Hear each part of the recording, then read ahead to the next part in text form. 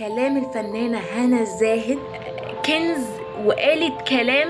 والله هي وصفت كل شعور بنت في الكون ده كله، ان هي فعلا قد ايه بتيجي على نفسها عشان خاطر ناس، قد ايه هي بتنسى نفسها، قد ايه مثلا ممكن تخاف ان هي تواجه حد عشان ما يبعدش عنها.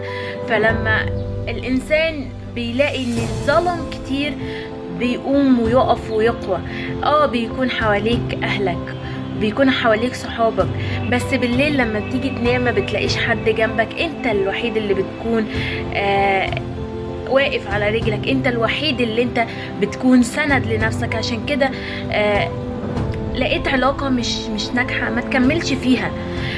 ما تخافش ان المجتمع هيقولك ايه. لا، انا مش طالعة اعمل ترند، بس انا بجد قد ايه هي حسست كل معاناة بنت بتعيشها، قد ايه في بنات بتعاني في الحياة دي وبتحاول تقوى، قد ايه في كلاكيع جوه كل واحد، بس هو ما بيقولش عشان خايف من ده وده وده وده وده هيقول ايه.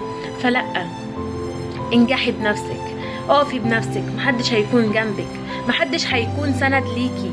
السند ليكي في الحياة دي كلها هو ربنا. بجد ده اللي انا اكتشفته، ان السند هو ربنا.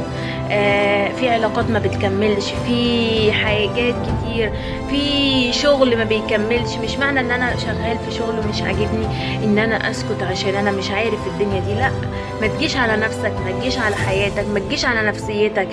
محدش هيطبطب عليك، محدش هيطبطب عليك لو حصل لك حاجة. فكون قوي بنفسك. شابوه لهنا الزاهد.